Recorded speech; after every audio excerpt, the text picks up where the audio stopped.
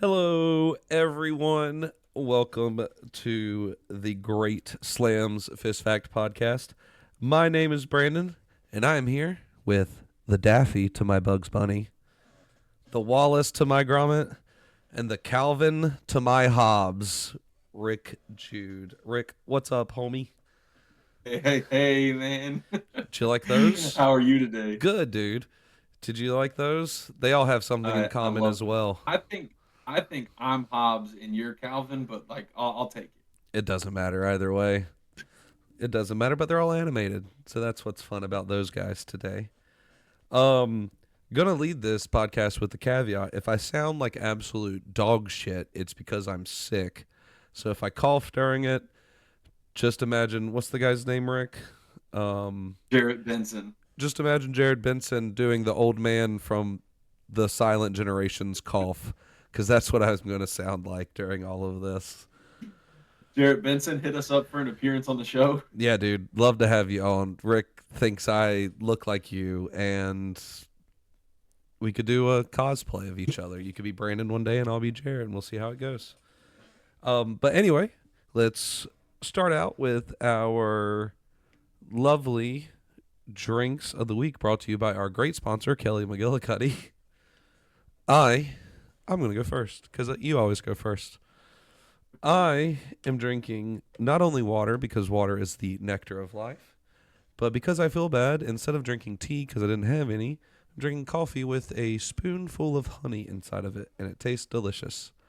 I don't ever put cream or sugar in my coffees anymore. I drink it black, or I add a spoonful of honey into it, and the honey soothes the throat right now. So that's what I'm drinking.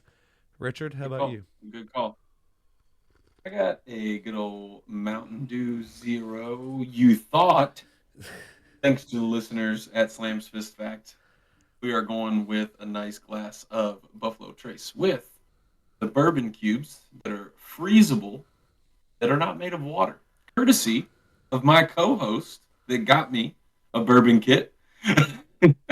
So it cools your drink without watering it down. So some straight Buffalo Trace bourbon for me tonight. Yeah, dude. My brother-in-law got me some of those bourbon cubes, the rocks, and they work amazing. And I was like, I know exactly what to get Rick. I don't remember if it was Christmas or birthday or just for the hell of it, but I whatever. think it was Christmas. Yeah, might have been, but we got it anyways.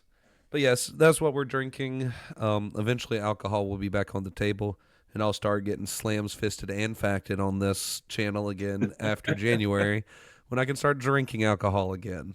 Until then, I'm gonna be bland and coffee and water and some ginger ale, and Rick will be the alcoholic. But from now on, Rick will be drinking during this podcast, thanks to the comments back at home. But yes, so that's that. Some lovely this week's in history. We started out. I told Rick I have one from a long time ago, not in a galaxy far away, but we won't go with that one just yet. That'll be during our main topic. I have the oldest this week in history, correct? All right. Mm-hmm. So tomorrow, December 10th, in good old 1768. I remember having these in my grandparents' house, and I think I got a digital copy back when like CDs were a thing to put into computers to like You mean download shit. floppy disk, No, no, Grandpa? no, no, not floppy disk. Still don't know how to use a floppy disk. I know we had them at the house. Don't know how to use one. But the Encyclopedia Britannica was first published in Edinburgh, Scotland in 1768, which is really interesting because I definitely thought that was like a new thing. Oh no, no, yeah, no, Listen, dude, that's I mean, I old, know baby. encyclopedias have been around a long time, but I didn't know this one was. I thought it was new because it was on a CD. Listen, I was like 10 years old, okay? Give Oh, I me. thought you meant still. You thought it was new. No, no, no, no, no, no, no, no. I thought it was new in like the 80s and 90s. Not new as in like it came out last year. Think Thank of how God they put all this information together for me. yeah, think of how small it would have been in 1768. Or large because it did happen in the UK. So there is a lot of UK history of them taking over everything. So, but yeah, what's one of yours that you have? I have December 9th. In 1793, Noah Webster established New York's first daily newspaper called the American Minerva. You might know that name because he was the author of the American Dictionary of the English Language, which you might not know that. But after he died, the Merriam brothers purchased rights to his dictionary and relabeled and republished it as the Merriam-Webster dictionary that we all know and love.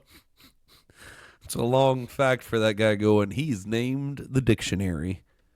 Yep. Is there a He also man? established New York's first daily newspaper. That's interesting. I wonder what that newspaper turned into. Do you think that's the New York Times or the New York Posts? No, I bet you it probably failed. 'Cause How? apparently he was not a very good The businessman. man's the dictionary. The man is not a very good businessman. He opened. I went on a whole rabbit hole on Noah Webster. He opened a college. It failed. He, when he first published his version, the American Dictionary of the English Language, he was trying to sell it for like what would be equivalent to $600 and some dollars per issue to have a dictionary. And yeah, the dude just might not have had all the business acumen that he needed, even He though he was really good with words. he went to Yale. He got his graduate degree from Yale. He Hmm. still went there. No, absolutely. I'm saying like he got his master's from Yale. I 100% am with you, but also we have to think about Yale in the 1700s. I mean, That's true. class size of like 40 kids. Yeah. And it's either you went to Yale or Harvard back then. Not knocking the Ivy Yeah, Leaguers out there, but those were no like the power only to two. you. Yeah, those were the only two colleges up there. Yeah. So, I have 1936 as my next one. Okay, Sweet. take it away. All right. Another, didn't mean to do this, December 10th, 1936. Edward the Eighth signs the instrument of abdication to give up the throne of the English Empire to marry an American named Wallace Simpson. Why did he have to give up the throne, Rick? It was that, or they were going to chase him out. No, it was because she was previously divorced. You were not allowed to marry somebody in the UK as a royal if they were previously divorced back Mm, then. So he gave up being the king of the country because of that. And all because of love. because love. Yes, but because of that, his brother takes over and becomes Edward, I think the ninth. I can't remember what his brother is. And then his brother's daughter was Queen Elizabeth II. So without this guy giving up the throne, we never have Queen Elizabeth. Wow, We would have that's had pretty wild. her cousin. I The think I did see something Yep. about that when it was like doing the Queen's biography, but it's very interesting. Yeah. So without him giving that up, Queen Elizabeth would have never been queen at all to The longest we standing monarch in their the history. monarch we know and love. Mhm, Your mhm. turn. Well, on December 7th, 1941, Pearl Harbor was bombed by Japanese forces, and in the following 24 hours, the United States joined the Allied forces in World War II. Bang bang. So, Join this the past week Pacific in Theater history, though. that's true. Took a couple more years before we really got involved in Europe, but we handled things on the Pacific side. Yep. Yep. Next day. I wrote that too. That was my third, but I knew that you only had two, so I didn't want to take your glory. Trying to Um keep it short and sweet, baby. yep, the next day FDR did his lovely speech, the day of infamy speech, and we joined the war, and that's pretty much it. We destroyed it Yeah. after that. Seeing Pearl Harbor, if you've never seen it, go see it. It's phenomenal. Not the movie, the actual place. The movie's also good, as much as Brandon has hated on that movie in this Dude, it's podcast. it's Ben an Affleck, great. it's an okay movie if the movie didn't have the love story committed into it of You two gotta best. tie romance in. Why? Saving Because Private Ryan ties zero romance into it. The romance of you war. could argue there's a lot of bro love there. Yes. And they could have had the bro love of Ben Affleck and that other guy that I don't remember his name, but he's a great actor and he was in Yeah. Oppenheimer. They could have just had the bro love. No need for the woman Yeah, to get until one involved. stole the other one's girl. And then Spoilers. they named their child after the dead one. Like Not dead, super awesome. Yeah, he was dead. but not dead. Yeah. Either way, best part about that was Cuba Gooding Jr. being a cook and getting on that anti-aircraft gun and fucking those planes up. Or beating the shit out of the guy in the boxing match on the That was ship. cool too. And then the boxing match guy, the bomb goes through, gets into the cook thing, and then he goes, "Oh shit!" And then it doesn't explode, and then it does. But yeah, So is many spoilers. it's dude. I mean, the movie's like 20 years old. Like, come on. I mean, it's a good movie, but There you go. it's the No, but romance part is in it. But it brings you to enjoy the characters. Alec Baldwin's in that movie. that's a great movie. Great movie. There's not any better movies with Pearl Harbor involved in it. There's there's Not that really are about Pearl Harbor. no, there's like Midway, which is a newer movie, which is pretty cool, and it shows the bombing, but not as cool. Pearl Harbor, but going there, crazy experience. It's very quiet and insane because there are thousands of people that are bodies are still under there. Very, very, very crazy, but super humbling, but super awesome at the same time to see because you can see the Arizona, you get to go through a bunch of different little museums. You see a submarine that's out there, and then you get to go on to the Oklahoma, which is really cool because if nobody knows about that, the Oklahoma is where World War II on the Pacific side ended and the Japanese surrendered. So I got to stand right there where the Japanese stood and surrendered to American forces.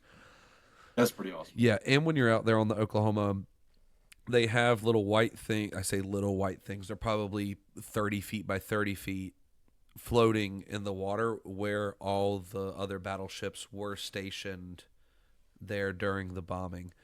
And then you can also see they're making another memorial on the other side of that island. I think for the Utah. I'm not 100% sure if that's the correct one, but it sank over there, and it's still there, and you can see it too. We couldn't see it because half of Pearl Harbor is still an active military base, so you have to be really quiet on that side when you go over and see the Oklahoma and stuff like that. And I honestly think I'm uh, wrong on saying no, Utah. no, because the Oklahoma flipped. What is the Oklahoma flipped over? What is the battleship that's there now? I've never been. It's so you have the Arizona that's there, right? Hmm. And then there's another ship. It's the Missouri. I'm sorry. The Oklahoma Uh, Memorial's there. The Oklahoma flipped over and capsized, and they had to cut people out from the bottom. The Missouri is where Japanese commanders uh, surrendered to the surrender. U.S. So I wanted to get that right instead of Yeah. just. I was like, the Oklahoma sounded wrong to me. But that's great. But Rick, we have a fun topic to talk about today. What's that? Super fun. Since none of you knew and why we didn't do a podcast last week, besides me feeling like absolute donkey butt, um, Rick was in Iceland with his lovely wife. So Rick got to go to arguably one of the prettiest countries in the entire world. So, have a couple questions for you. How was it? It was gorgeous. That's number one.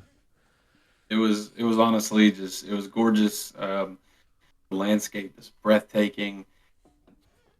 Surprisingly little. As much as it's become a tourist destination, they still do a fantastic job at keeping like there's virtually no litter. They really conserve. Ah, they really do a good job at conservation for all their natural areas. keeping people on the trail so that you're not off doing crazy stuff and damaging the ecosystems. And it's just beautiful, man. That's really the only way to describe it. Right.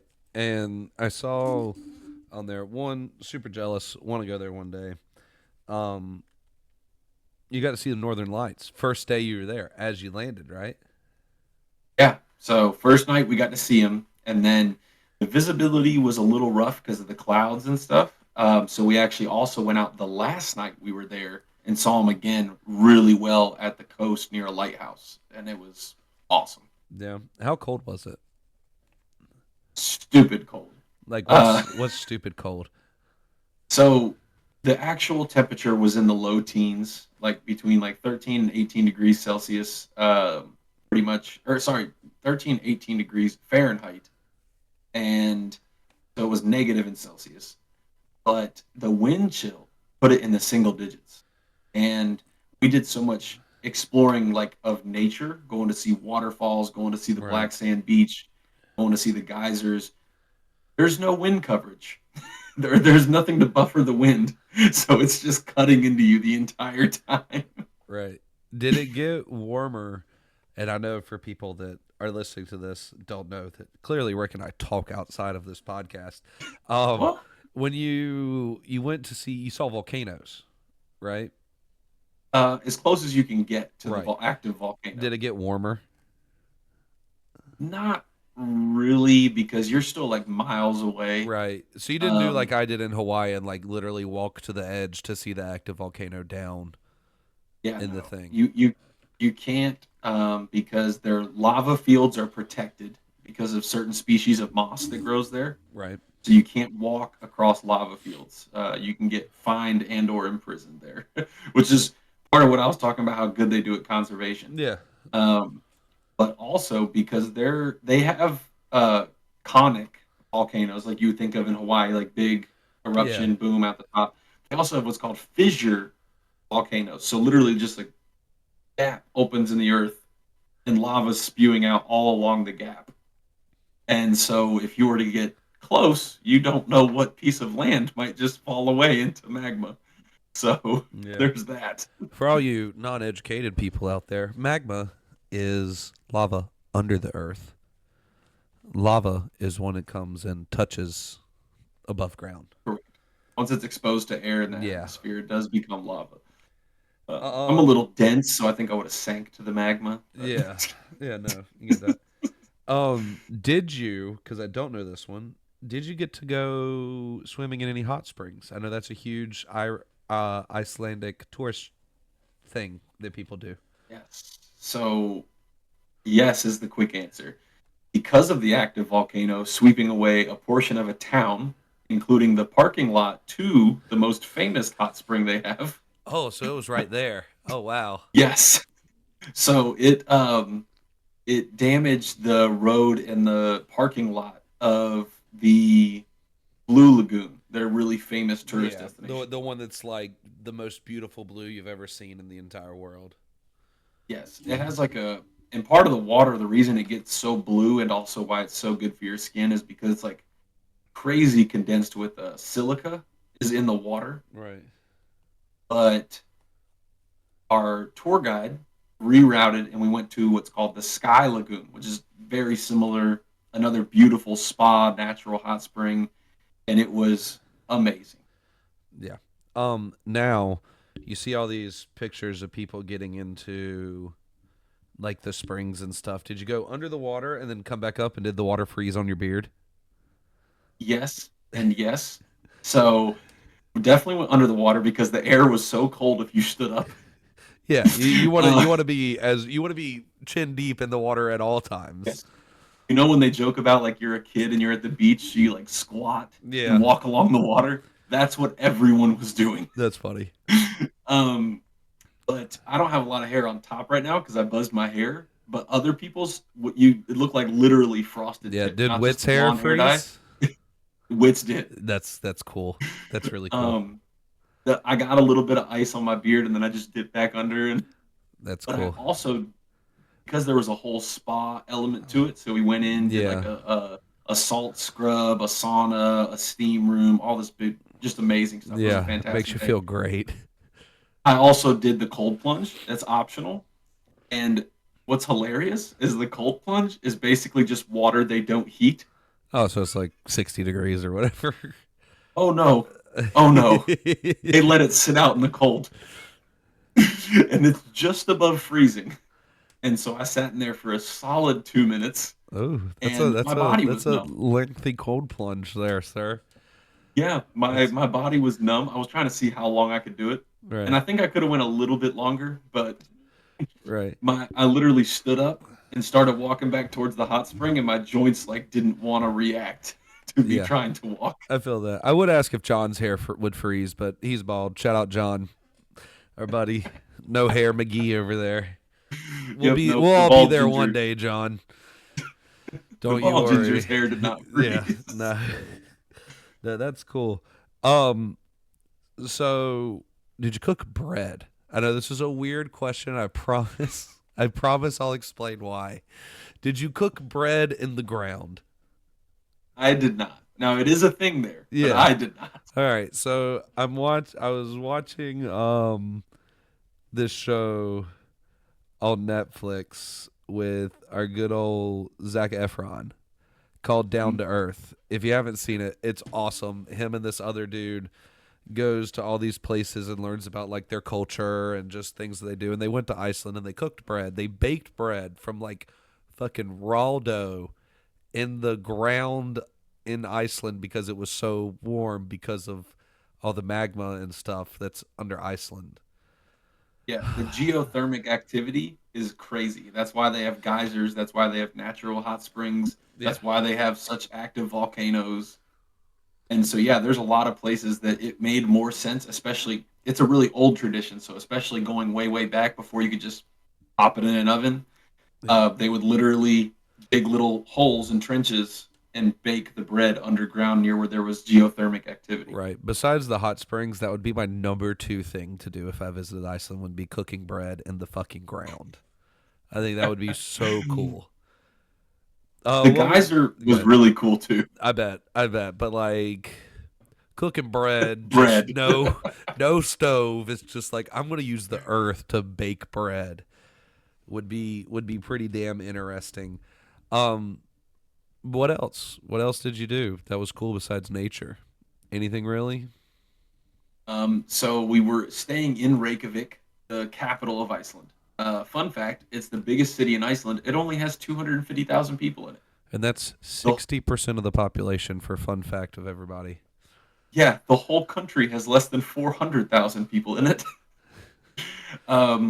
I made a joke with our driver to and from the airport that he said we were going to hit rush hour traffic, and I was like, "How bad can that be?" Like, Yeah. there's not that many people. We're pushing over 100,000 in Wilmington. Yeah, and I live in Louisville. For those of you that don't know, and we have around 600,000 in our city. Yeah, and then if you throw it really deep, when I lived in San Antonio, we had over 4.2 million people there. Just crazy. But I can understand partially their population with one, their immigration laws are pretty strict. If you want to like become a Icelandic citizen, you have to go through like a pretty rigorous string of things. Well, except for one thing, but I'll talk about it at the end. I pulled up some Oh, immigration laws for Iceland. okay. I was looking at them before I went in case I really liked it there. Yeah, yeah. One of my questions is, would you move back or would you move there? That is a tough one. So yes, I think I would if given the opportunity, Yes. but I would have to change my diet drastically. What do you mean? Um, so because of their environment, all of the livestock has to be able to put inside buildings for a good portion of their winter. Right. Therefore, they don't have like, 30,000 cattle ranches just roaming around where they And can they have a lot of probably don't beef. use like steroids on their animals either. No, I don't believe they do. Yeah. Everything tasted extremely fresh while I we were bet. there. Whether you were at like a hole in the wall place or you were at a really nice restaurant like where they had our welcome and farewell dinner, everything was great. It was the best lamb I've ever eaten by far. Oh, I bet. I bet. The fish was good. I'm not even a big fish eater, Love but the fish. fish was really good. I'd move there just But to eat seafood and cook bread. the prices, because they do have beef, they do have like red meat, but the prices are high because it's either such a small herd or imported. Right. So anyway, I would move there for just the fish and the baking of the bread. Um, but with food, though, what do you think was the most interesting thing? I guess the most native dish that you ate, because for everybody out there that doesn't know, Rick is arguably the most plain eater I've ever met in my entire life. Like it's a very Not when close. I'm trying new things. It's So very close between him and our buddy Dalton, who was on the old podcast that doesn't exist anymore. Um, what was the most interesting food that you had? so I really think the Arctic char and it came with like a mayo based, well, all aioli is mayo based, but it was like a interesting aioli and caviar and some green that I'm not really sure what it was. And I ate all of it because I will try things, especially when I'm visiting a new place. I'll go for it Yeah, just to you have see. to. Now, when I eat my hamburger at home, I like it the way I know I like it. So yeah, it's a little plain, Cheese but and bacon. yep. So Not even fucking ketchup, everyone. Which I don't eat nope, no ketchup need on for burgers condiments. either. If the burger is good, you don't need condiments. No pickles, In fact, lettuce, nothing. nope. It's bad. But Uh, I didn't get to try. They're kind of famous for tourists trying their fermented shark. Now, I heard a little bit of backstory on this. One, the Icelandic people do not eat it, except for one holiday of the year when they do it to honor old traditions. oh yeah, fuck that. I would And never eat other than that. that, other than that, they don't eat it. I mean, But I'd they try do it. tell. I'd try it I too. wanted to try it. I missed. We went somewhere else, a dinner where other people went out to a different restaurant and tried it. And the dinners we had organized as a group, it was not offered, unfortunately. So I didn't get to try it. It was kind of a bummer for me. That was one of the letdowns of the Uh, trip is I didn't get to try the fermented shark. But I did try some other stuff. I tried some of their local desserts that were really good. I tried their lamb, fantastic. Their hot dogs. Now this is funny. This is Wit's highlight of her trip. Their hot dogs are different. So similar to what we were talking about. are they lamb There's dogs? like there's I don't ask what's in a hot dog in America. Why would I ask anywhere else? Uh, Probably because it's better anywhere else. But it doesn't taste like preservatives, and it's made so fresh. The casing on the hot dog is different, and you have to like bite through it. Oh, Let me so it's just like say that. an intestine casing. Yes, That's it is. awesome. So it's almost like a And bratwurst but hot dog form. yes, that's what I kept thinking the whole time. Is like this is like almost as close to a bratwurst as it is a hot dog. Yeah. Um, but their hot dogs are kind of famous, sort of, and they have a bunch of different condiments. I didn't do condiments. I'll be honest. I don't eat ketchup and mustard and stuff. They have like their own special mustard. I'm not about that life. So I ate the hot dog. I love mustard. I'll eat any and all kinds of mustard. So they have an Icelandic sweet mustard that's like a dark brown. It's kind of like a Dijon look, Oh, and everyone was raving about it. I will say that making it was. me I'm making me serious. It was the hungry. highlight of Wit's trip. That's That or awesome. the Northern Lights. Yeah, I mean either or. Hot dogs, Northern Lights, same plane of things. So for anybody wanting to move to Iceland, though, in Europe they have the most strenuous work week of anybody in the EU. Their people work an average of 45 hours a week. I know that's tough. I haven't worked less than 45 in a long time. So I'd love to move there. Um, my last thing is for all you slammers and one fister out there. Well, the fister's not single anymore. I'll shout that out at the end. Um, Woo!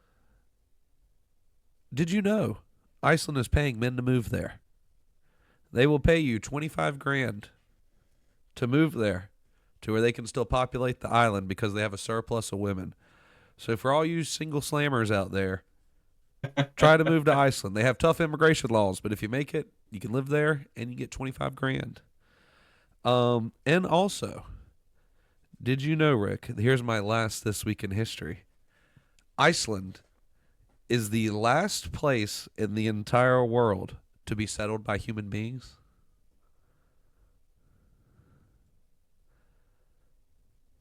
Kind of makes sense. It was settled in Until we 800. settle Antarctica. It was settled in 800. Mm-hmm. It was the last place in the world to be settled, and the Vikings found it, clearly, the Norwegians. Oh, I guess I do have one more question. Did you meet the mountain? I did not. I'll We ask were all the really hoping to questions. catch a sight of him. We Did you we meet the were mountain? He really was hoping very to catch a easy sighting. to see. You know, Yeah, that would have been but cool. no. We actually though a couple more interesting facts about Iceland. They have the oldest continuous parliament of any country in the world. Makes sense. And so going back to the 800s, all of the jarls, all the local like tribe leaders, village leaders would meet up at this one location, which we got to visit, and they would have parliament. And then they did not have written laws though. So after all these guys came together and talked about what kind of like basic ground rules we were going to have, it would go back and they would have to have people express it through word of mouth. And they were called the law speakers, is what it translated to. The law speakers. And to this day, that is what their police is named after. The translation still roughly works to law speaker. That's cool. And the other part of that was half of the time, those parliament meetings were just parties, apparently. Has There to were be. several years Yeah. where there was no laws discussed, nothing changed, and they would just throw huge It's just, ragers. hey, all the rich, important people, let's get together and let's have a jamboree. Yep, basically. I love it. And there's this beautiful waterfall. When we saw it, it was almost completely frozen. There was a little bit of running water. And then it came down to this beautiful pond, completely frozen over on the surface. And there's a really old little church out there. And that was the location of the original parliament for Iceland, which That's still cool. technically exists. That's very interesting. Any more fun things about Iceland? Mm, they have really cool American themed bars, and everyone there listens to American music. Did they drink a lot of Coors Light? I know this is weird. This is a weird question. They do offer it, but they also have a pretty big craft brewery selection. Yeah. So everybody in Ireland and the UK that likes American beer, they choose Coors Light. And I'm like, bro, like if you're gonna get a domestic like that, at least do like Miller Lite or Budweiser or something. But they choose the Rockies. One of my favorite parts was I went to a brewery where you could go around and pour your own tap, right? Yeah. And they were super cool about it. The guy was like, "Take your mug, try out like 3 or 4 before you pour your whole pint, and get the beer you choose." Amazing, first of all. Yeah. Second Sure. of all, they have one that, and full disclosure, listeners, I can't pronounce almost any words that were that were there, Yeah. Even in but English. they had a they had a brewery started with a G, and they created an American lager. And so, of course, I had to try that. It was pretty freaking good. That's funny. Oh, their beers were awesome, I though. bet. They had some fun bars. Oh, you would love this.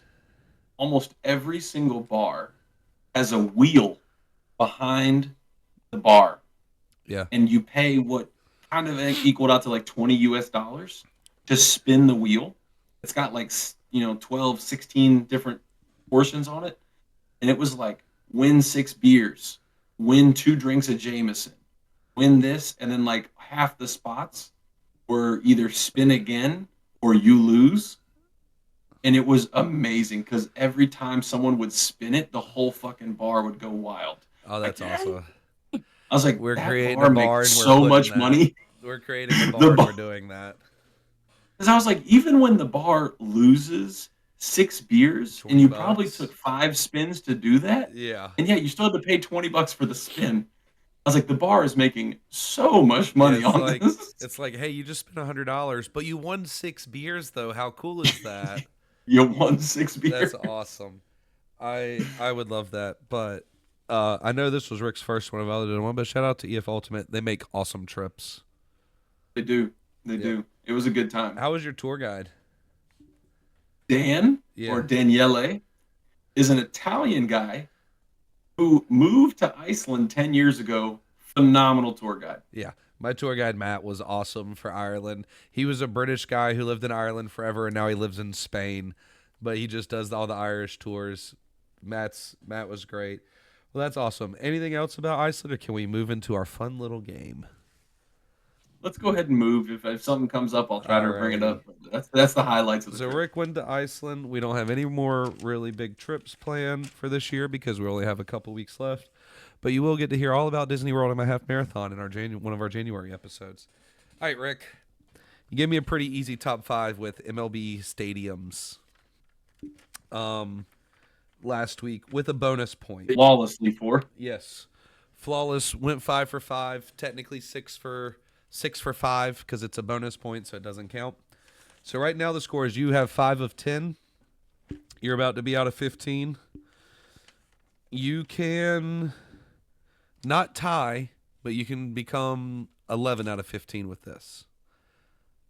Because I also have a bonus point for you. I think this is pretty easy. I really hope you think this is easy. Because so do I. I think it's easy. I really do. I don't know which one I want to choose. Actually, I do because I think this one's easier.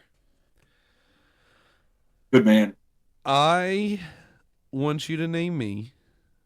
We're going to stick with a theme here, and the theme is sports because it's pretty easy.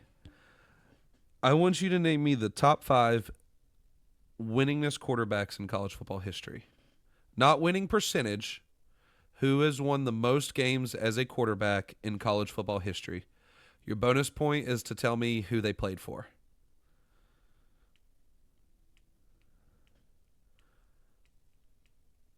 You should know number 1 and 2 really quickly because it's talked about all the fucking time. Yeah. Because 3 of these people have played college football in the last 15 years. Okay. That makes sense because a couple that came to mind. I think this is easy. I would get 4 or 5. Trying to think.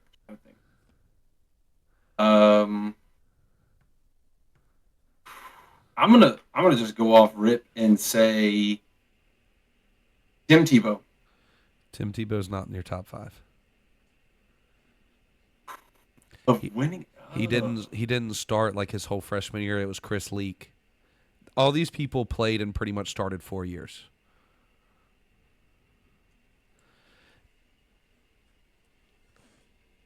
Tim Tebow and Chris Leak split time Tebow's freshman year. So technically Chris Leak got those wins, not Tebow. I'll give you a couple more hints. The number 5th place person has 39 wins. So it's 39 and above wins. So clearly they had to play 4 years, right? Yeah. I'm very sad now that you haven't got these because I feel bad now because I thought these were easy for you. It's a lot to think about. All of college football? Well, technically from like 1956 on when they started keeping stats, but sure. All of these people have played. Let me look up the one dude I don't know.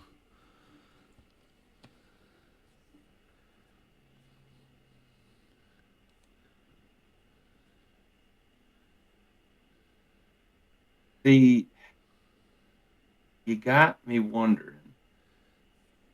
All of these people played college from 1990 on. Ooh. Is Peyton Manning one of them? Peyton Manning is one. Who did he play for? Tennessee. Okay. Go Vols. Yep. Not go Vols, but sure. Peyton Manning is number 5 at 39 and 6. He won 39 college games. And no Heisman. He got snubbed from the Heisman his senior year. He did get snubbed. That's an absolute fact.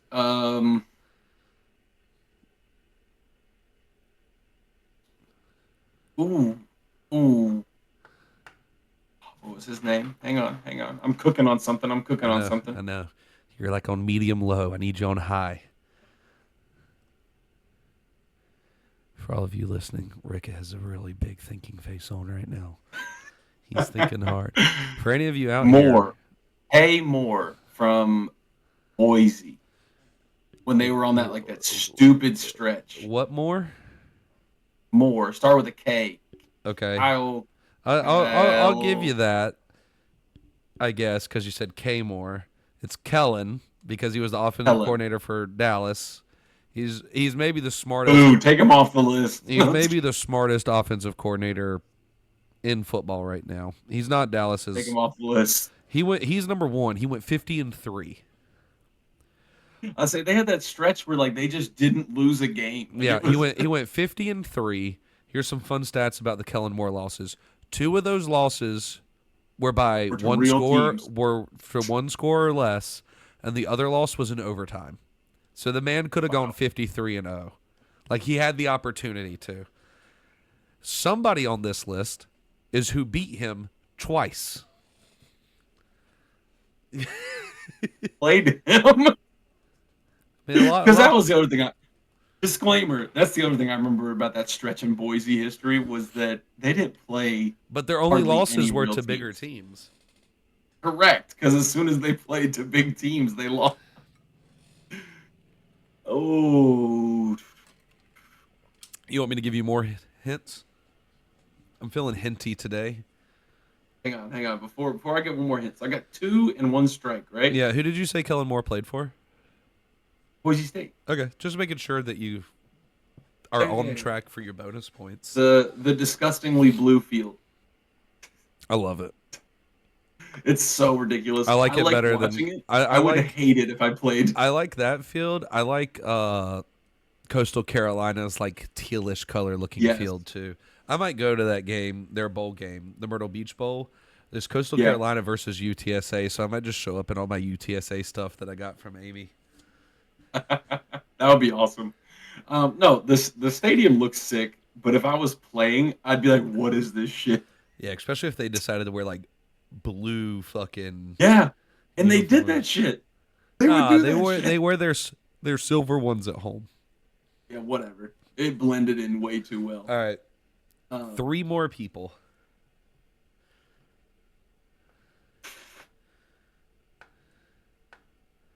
I can give you more hints.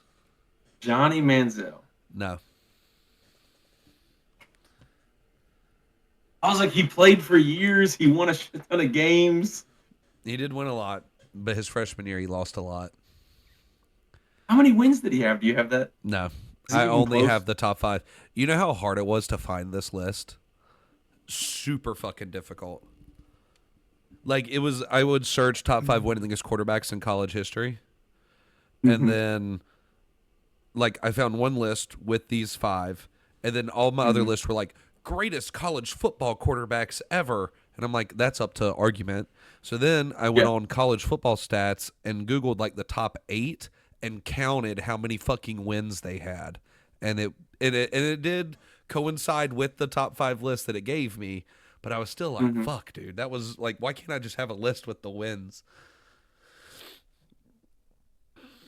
Okay. Okay. Johnny I gotta. Football is not on there. He's close. He probably had like, 37, something like that. I mean, I feel like he had to have a lot. But Uh, you got to think 40 wins is 10 wins a it's year. yeah. And, For and four I and years. I know that Texas A&M didn't do that.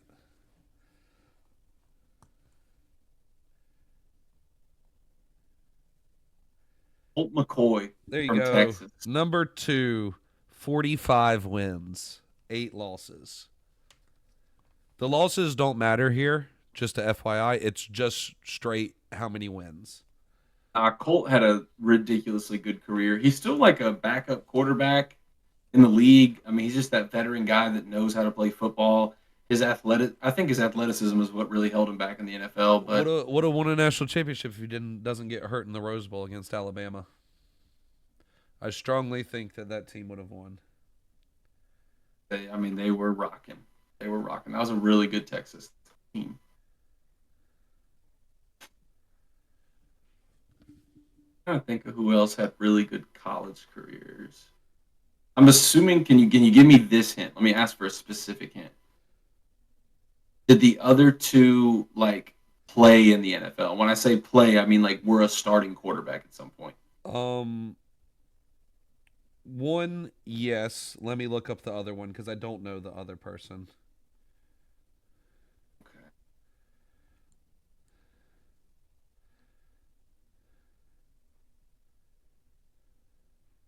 The other one never played a regular season game of an NFL. I like college sports, but it heavily revolves around Ohio State. And I know none of us are on the list. Yeah, I was about to say. I bet you Troy Smith was kind of close, but he didn't. He didn't play all 4 years starting, and we win a bunch of Yeah. games every time. But I bet you Troy Smith was somewhat close, or at least close proportionally. I bet. But Johnny Manziel's first year, he went 7-6.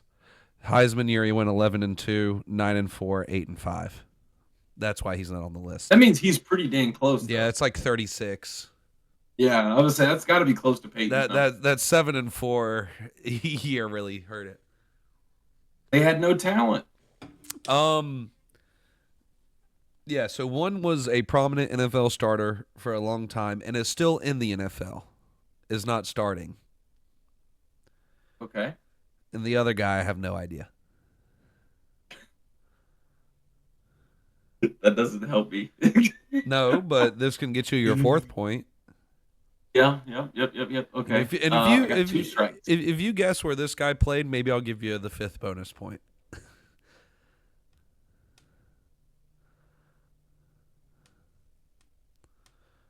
Still in the NFL. I've been around a while. He's not the team's primary starter anymore, or a team. Okay. He's not. He's not on the same team that he played, like he started predominantly on.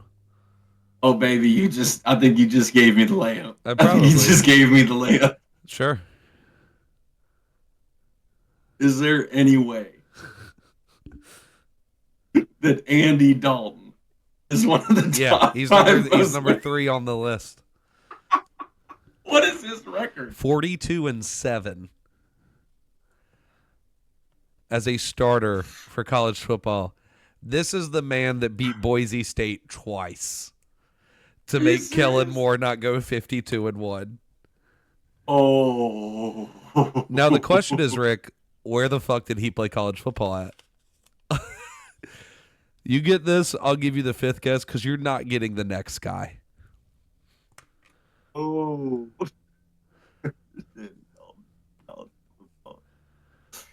um. Oh, see, this is so confusing because I'm trying to think of who Boise plays on a regular basis. Not this team. Not this I team. have no idea. Oh God.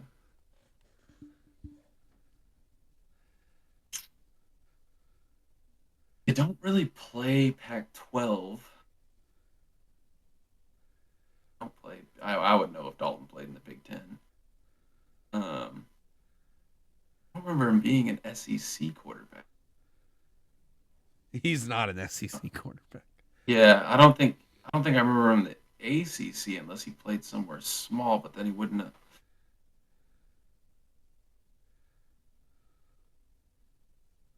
Oh man, I don't know. I just um let's go with him.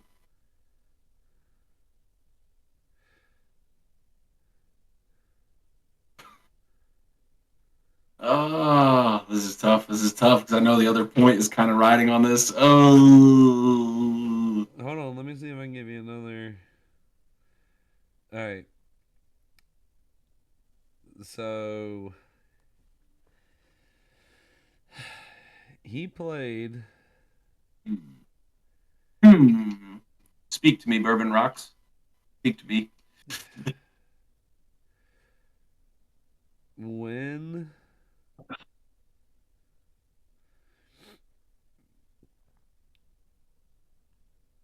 when he was a player Mm-hmm.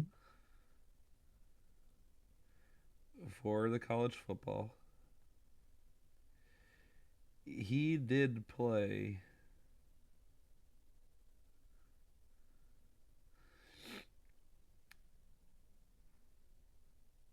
in the Mountain West. So he played in the same conference that Boise did when he was a Okay. player. But they are no longer in the Mountain West. This team. So a team who has switched conferences semi-recent. Boise switches conferences in 2 years. Oh, to who? They're building up the Pac-12 again, baby. Good. Maybe they'll take Oregon back. Um. Probably not. Oh.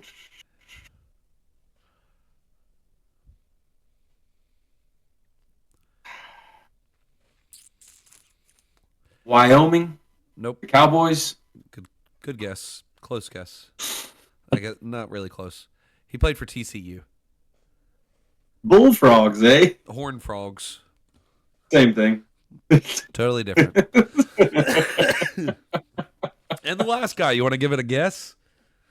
Yeah. Let's mess around and find out real quick. All right, no bonus point for Rick. You are at 4 points, which I told you I feel like you would get 4 points. Yeah, how did I manage that at this point? I've been struggling this whole list. I mean, I've given you a pretty good amount of hints. Yeah, All right, I'll give you some. You know what? Here you go. This guy played for Georgia.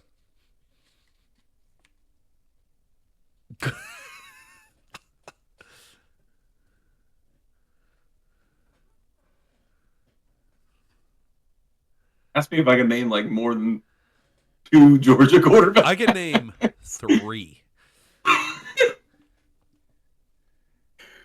Oh.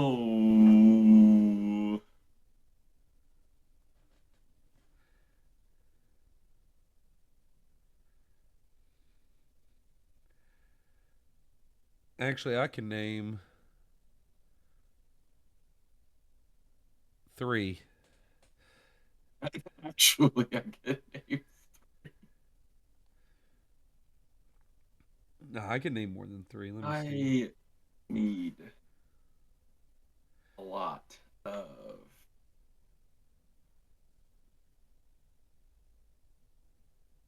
Yeah, I can name. Bourbon Rocks are trying to speak to me. The Bourbon 1, Rocks are trying to speak. 2, 3, 4, 5, 6. I can name 6 Georgia quarterbacks. And is that because you just read them? No, I had to think. Remember the one kid had the really hot mom that was like a meme on the internet. The mom or the girlfriend? The mom, the girlfriend is AJ McCarron from Alabama. Yep. Yep. Who was his wife after his junior year?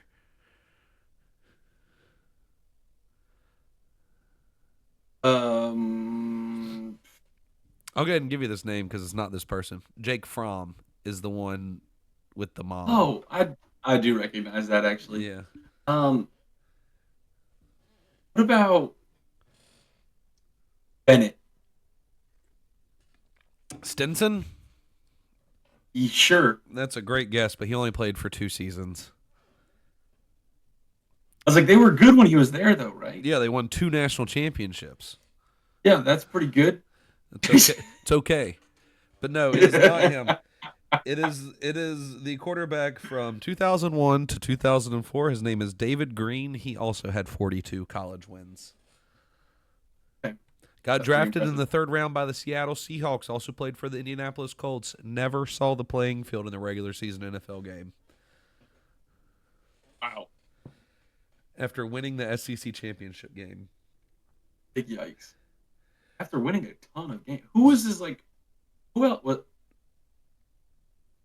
Who was with him if he got carried, I'm assuming, if he wasn't an NFL talent? I'm wondering who his like skill possession players were that he could just feed the ball to. I'm going to look now. 'Cause that's interesting. Yeah, The name Green doesn't even ring a bell, honestly. Yeah. I mean, he played from '01 It's also to kind of like at the '04. very, very beginning of when I would have watched college football. Let's look. 2001 Georgia football. Um,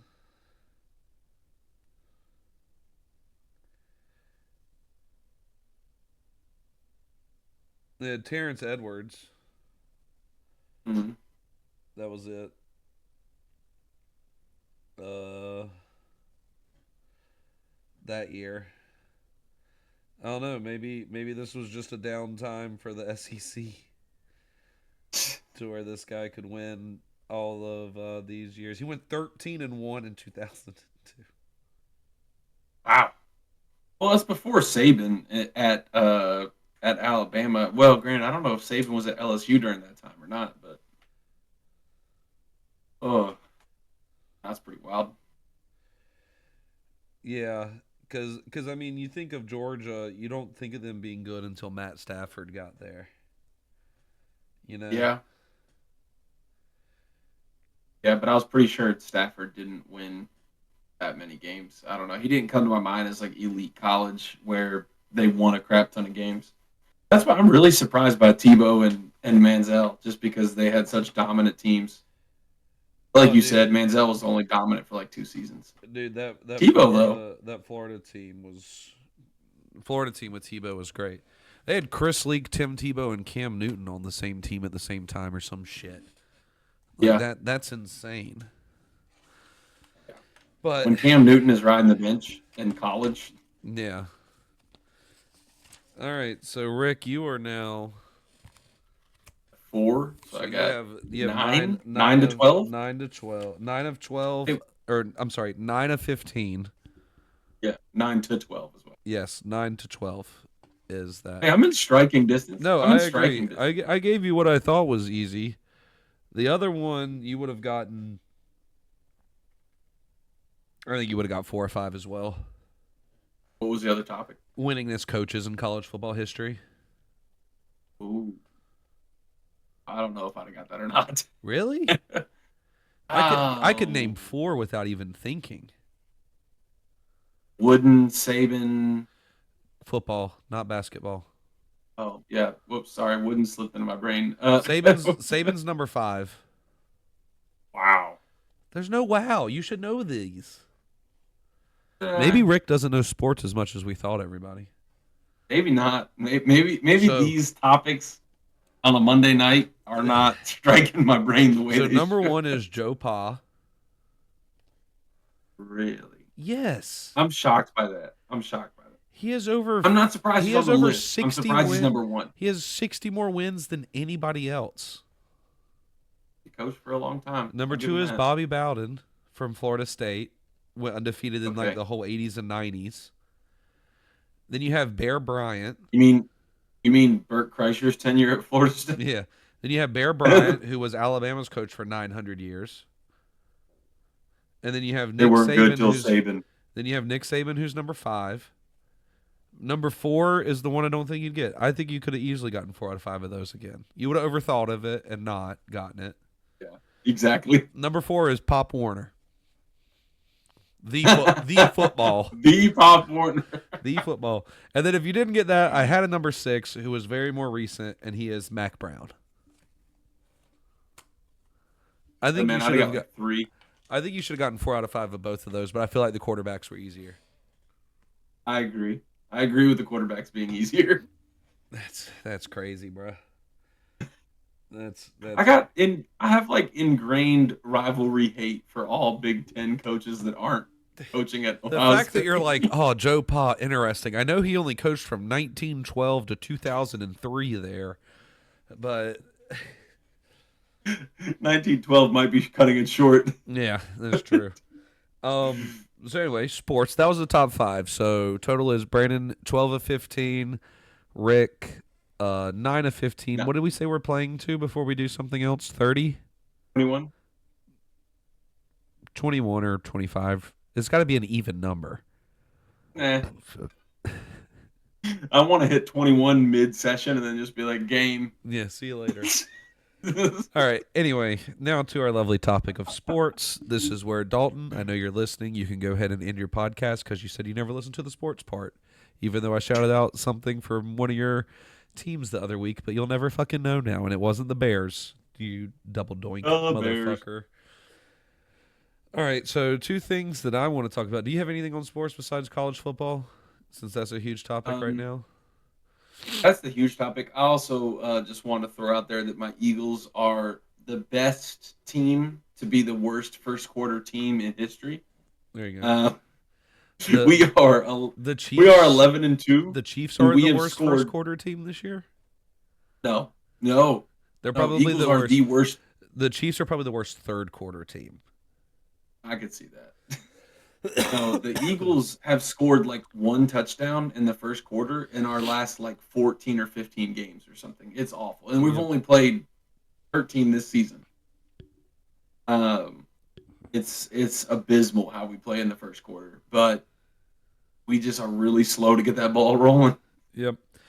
The Eagles, any Eagles fan out there should also just buy an Xavier Leggett jersey and frame it in your house to thank him for not beating your team last night because that man dropped just such an easy touchdown.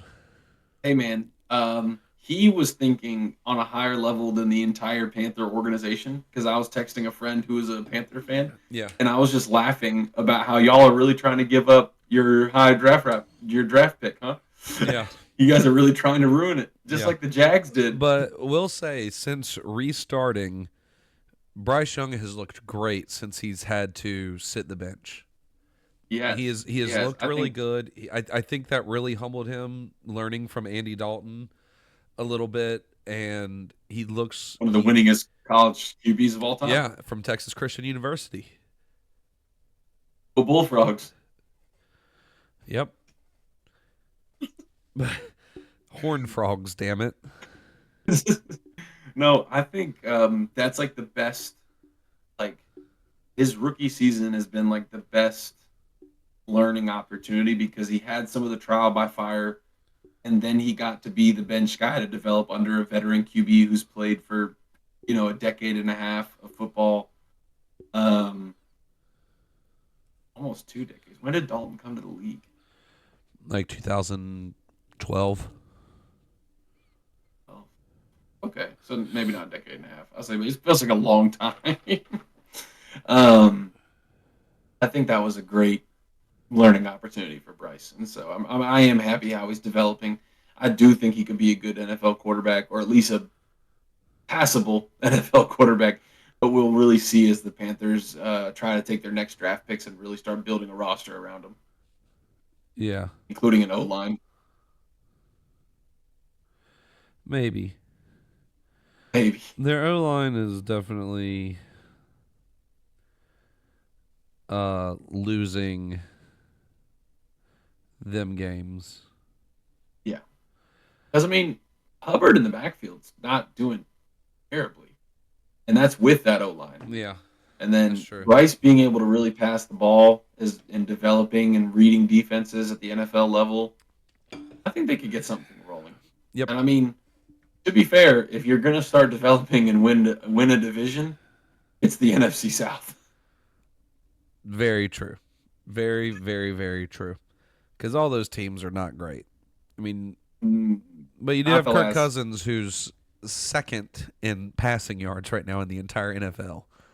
You know what? Matt Ryan did that for years, and they never won anything. So That's true, but at least Atlanta with Matt Ryan was like, you know what, we're gonna go 11-5. You know what I yeah, mean? that's true. Not every That's true. team in the NFC South is going to go. You knew Atlanta would always be good at with Matt Ryan. Right now, you're like, man, somebody's gonna win this division with 9 wins. You know. Yeah. My one thing that's not college football before we talk about it is Man United still sucks. Watched 2 games of them this week. They lost both.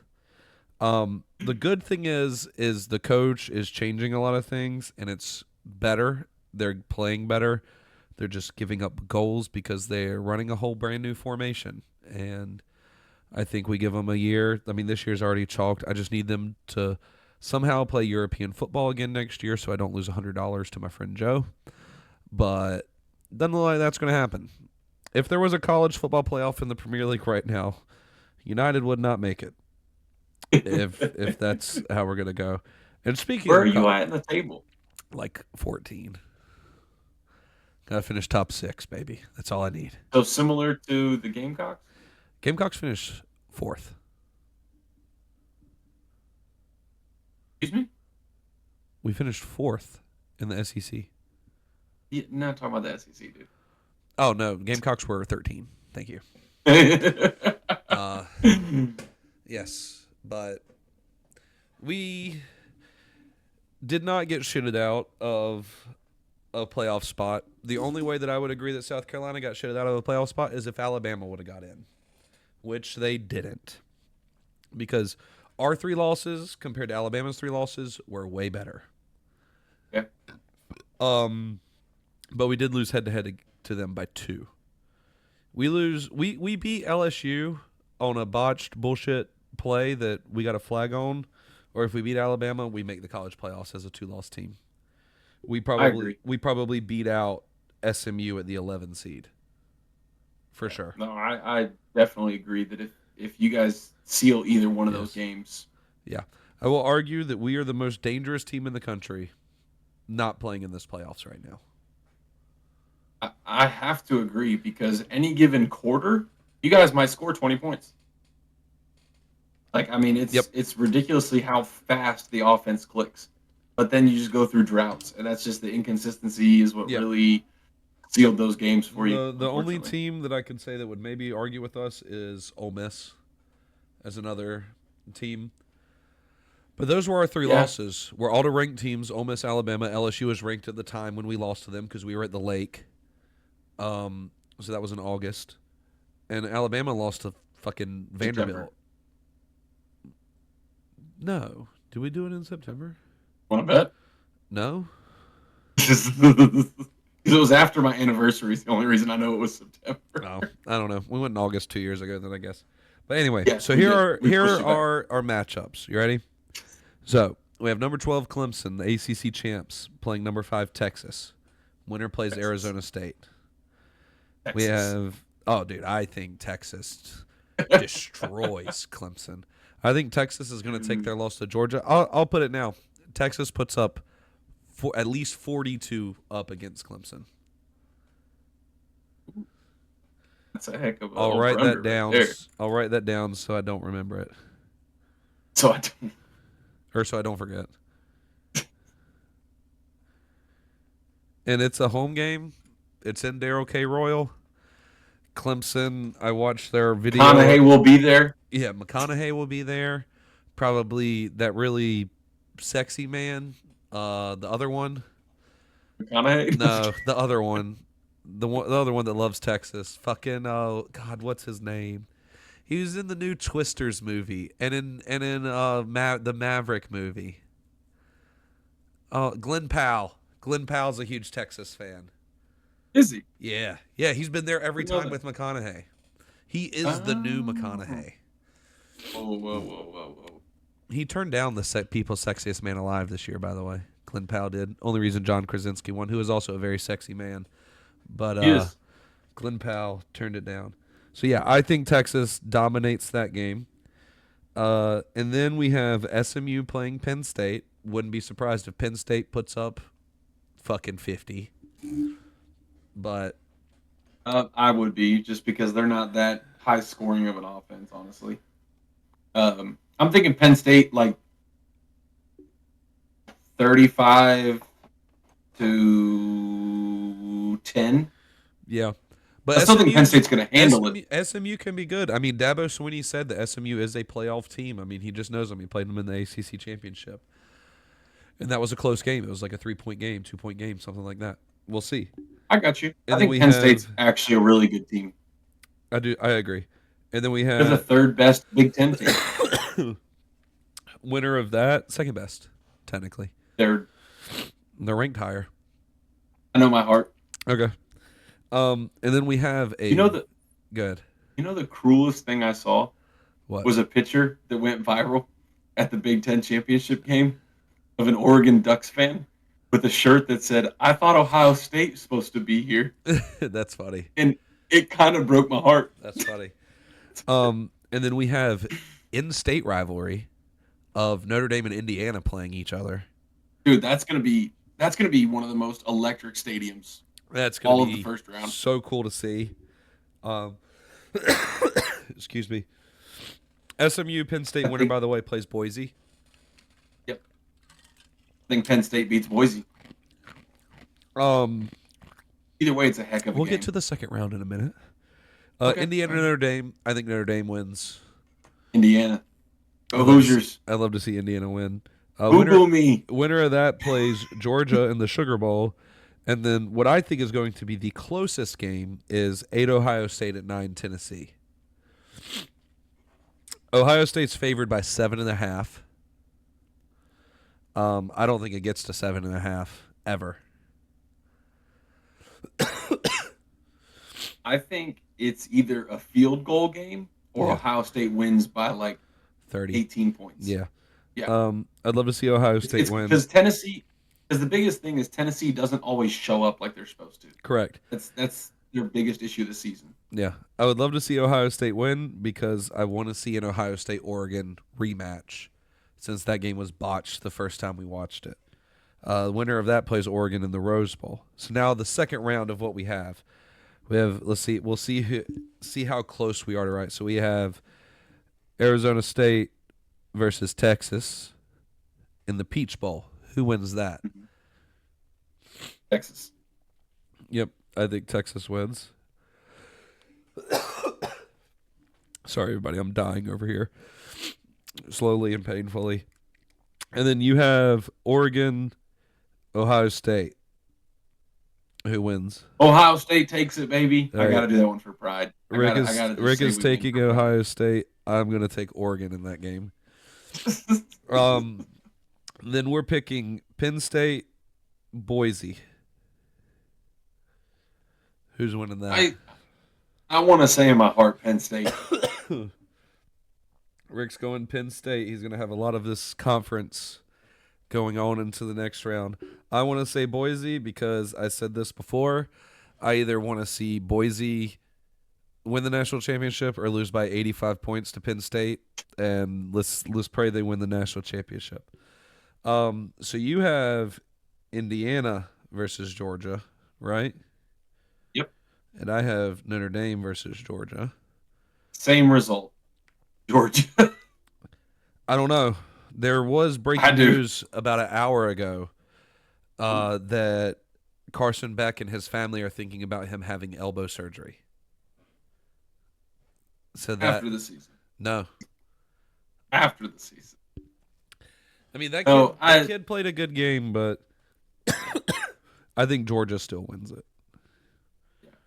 that would be a huge change for the odds and the money line. Oh, for sure. But assuming he plays, Georgia beats either of those teams.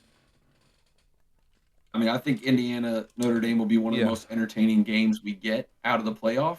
But I agree. don't think either of them. And then we'll stop there because then we'll wait to see how our picks are right before we move on and pick.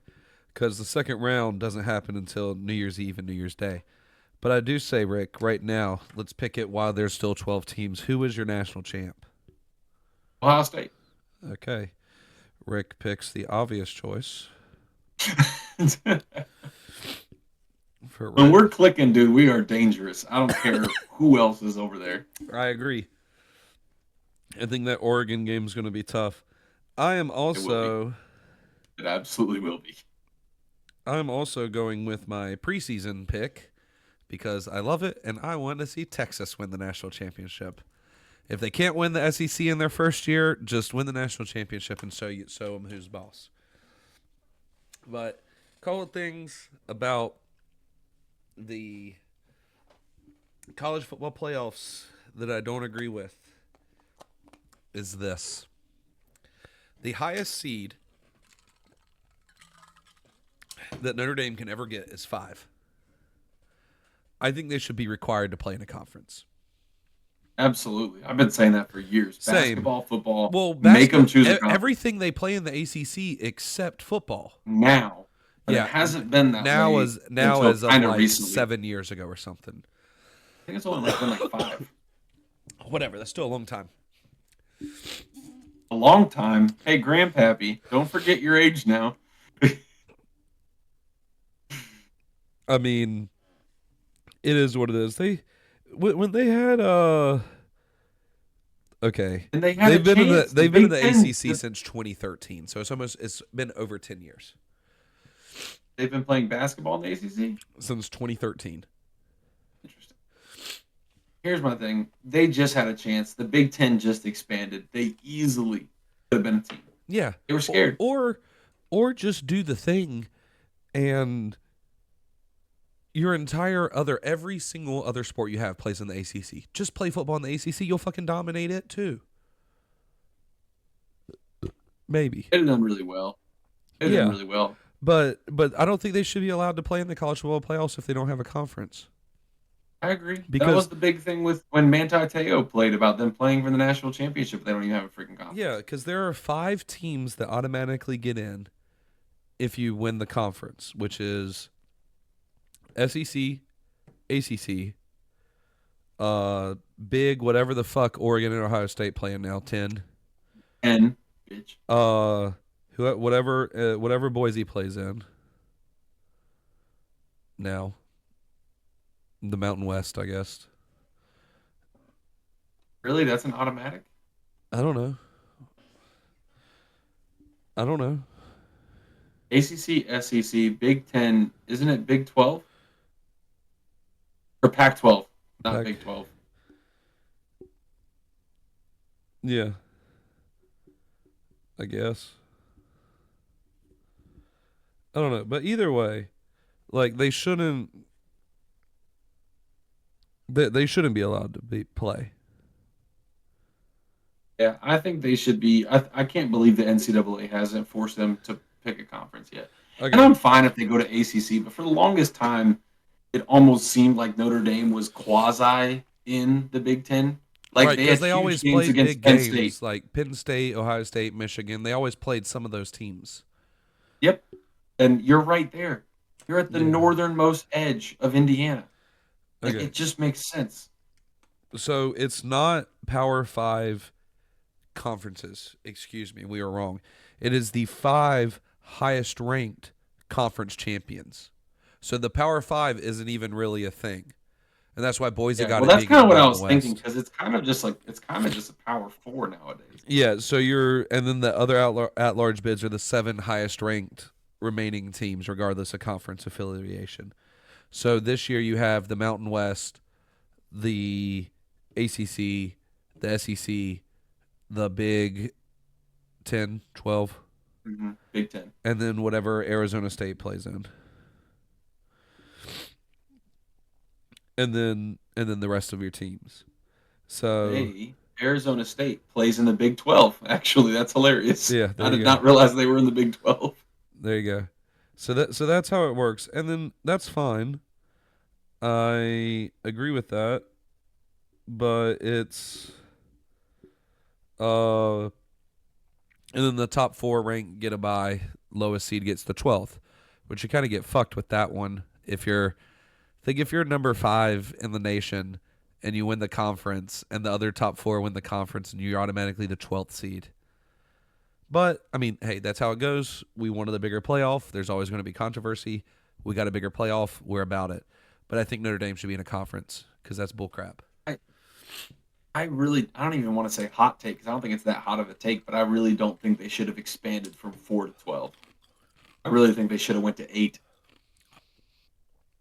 I like the 12. I mean, I eventually wanted to get it to 16. Yeah. I think it should go to the Sweet 16.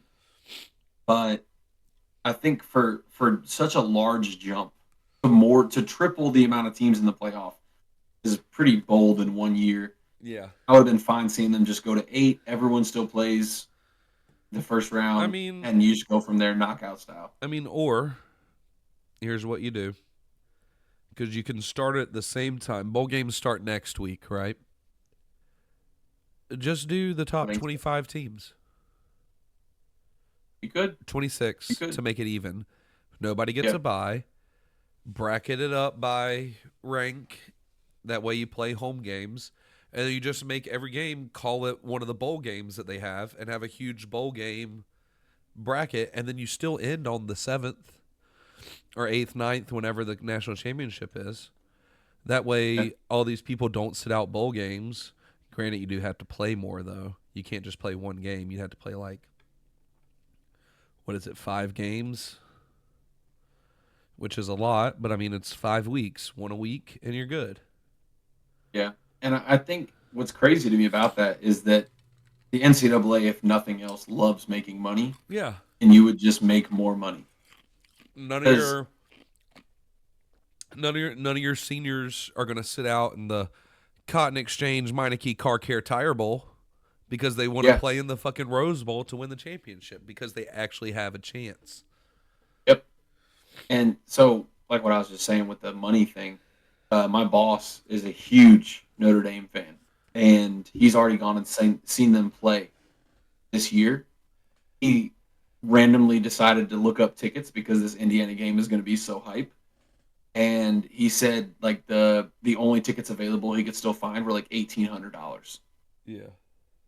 which was crazy to me. But it should be a fantastic game, and I think Indiana wins.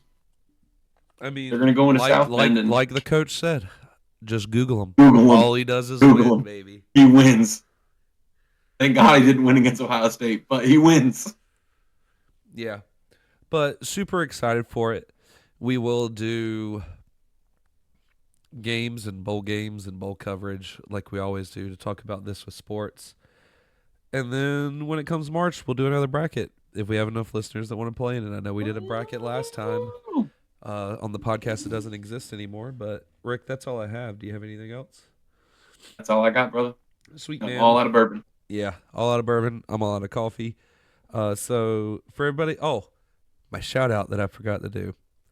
Our buddy Tino, the Soul Fister, got engaged last week or the week before. So Congrats, Tino. super shout out to him and his soon-be wife. You know, I don't know why you're dealing with that man, but I totally understand it. He's a cool dude. But congrats, bro. We love you. That's awesome. Thanks for listening every week and giving us feedback. We love you to death. And for everybody out there, follow us on social media. 2 biggest ones we do, Instagram and TikTok. Has some fun TikToks. And we're also on YouTube. That's where you can listen to this podcast. You can listen to this And podcast watch. on YouTube, Spotify, Apple. We're on all of them. You can watch it if you want to see on YouTube. We have the video form on all those. Don't forget to like, comment, and subscribe. But other than that, thank you for listening, and we will see you next week. Bye-bye.